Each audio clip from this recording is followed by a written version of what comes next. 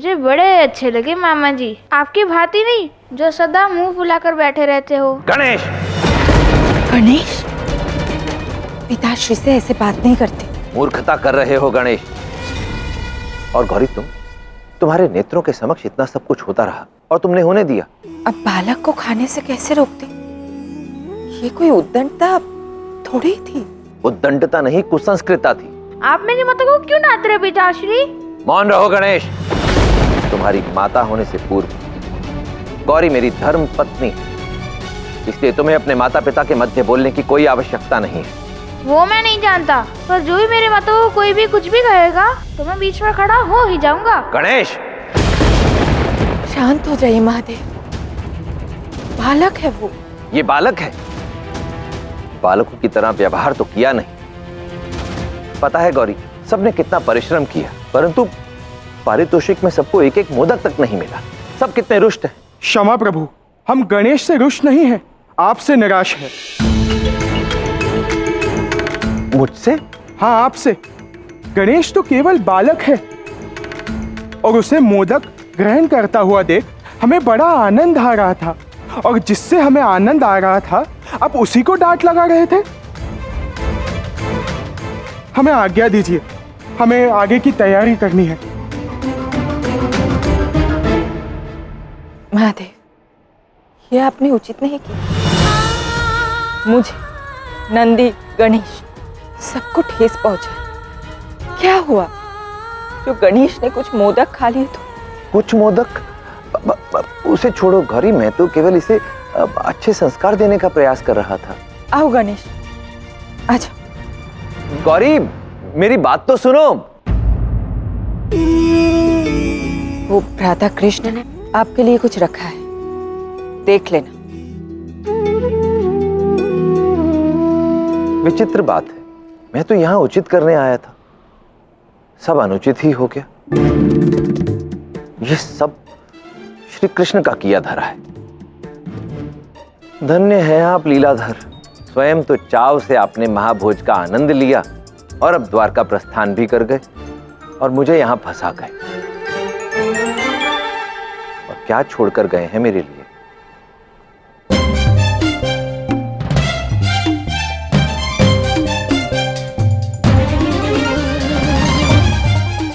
खीर!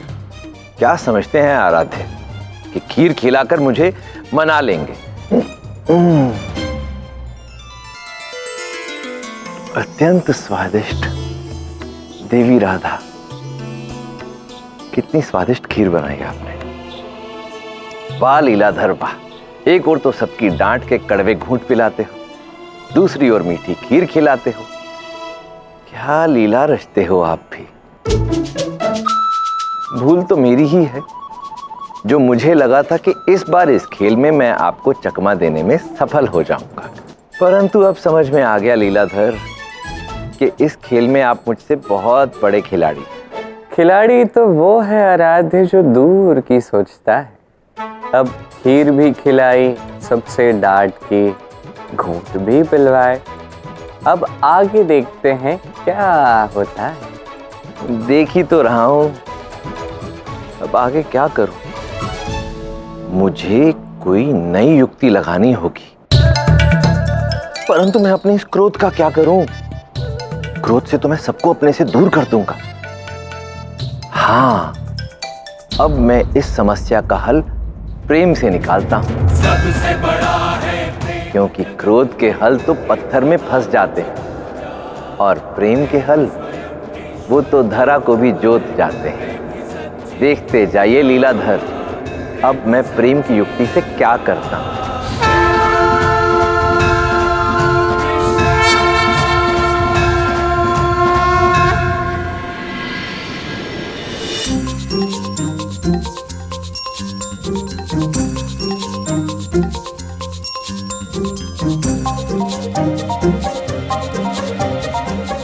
कृष्ण, तुम कब आए? कान्हा! अरे दाऊ, राधा, वो क्या कह रहे थे आप? यदि द्वारका पधार गए थे महाराज तो सूचित कर दिया होता हमें। भोजन ही इतना स्वादिष्ट था, मैं क्या बताऊं।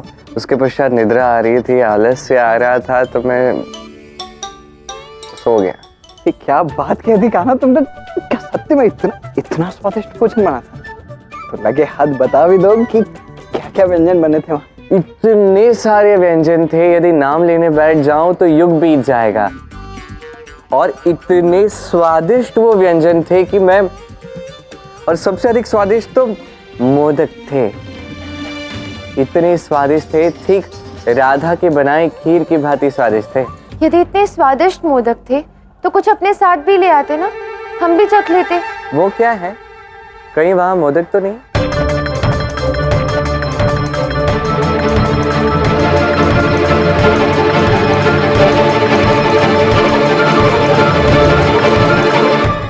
कान्हा, ये मोदक तुम लाए हो?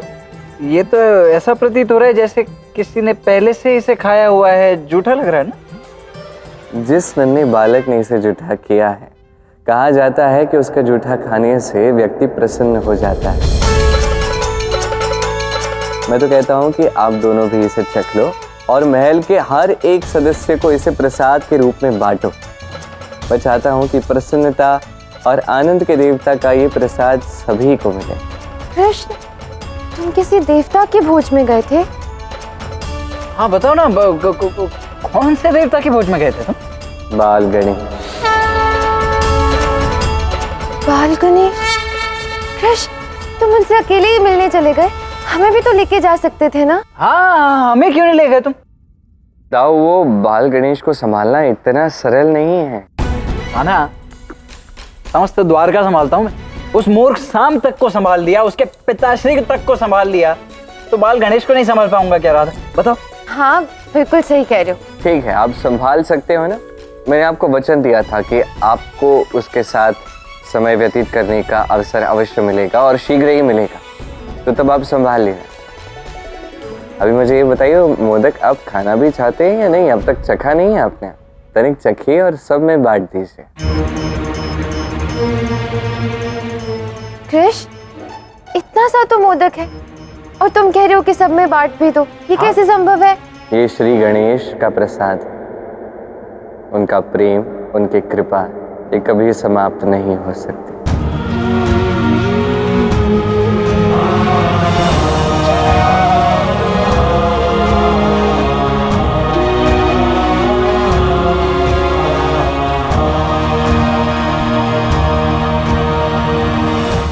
कृष्ण, मोदक तो अत्यंत ही स्वादिष्ट है। तुमने सत्य कहा था कान्हा, ये मोदक तो राधा के खीर के समान ही स्वादिष्ट है। क्या कहूँ मैं दाऊ, बाल गणेश की प्रत्येक बात अद्भुत है।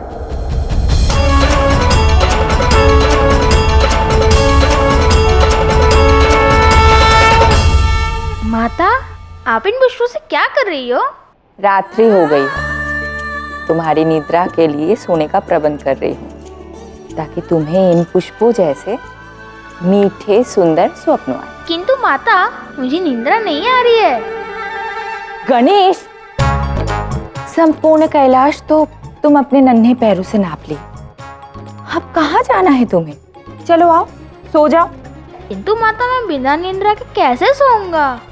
अब निद्रा आएगी तुम्हें। रुको, सो जाओ पुत्र, आ जाओ। माता, मुझे निंद्रा नहीं आ रही थी, किंतु आपके गोद में मस्तक रखते ही मुझे निंद्रा आने लगी।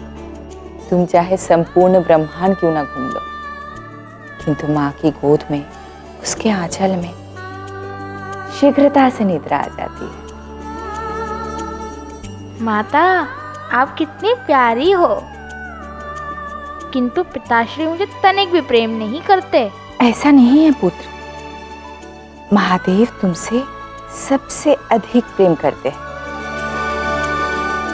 ये तुम्हें शीघ्र ही ज्ञात हो जाएगा। जिस दिन मुझे ज्ञात होगा कि पिताश्री मुझसे प्रेम करते हैं, उस दिन मैं उनकी सारी बातें मानूंगा। मैं आपकी आज्ञा मानता हूँ, किंतु आप मुझसे प्रेम से बात करती हो। माता, मुझे क्रोध अच्छा नहीं लगता, मुझे प्रेम अच्छा लगता है। हाँ गणेश, वो तो है, जो कार्य किसी भी प्रकार संभव नहीं होता वो प्रेम से हो जाता है।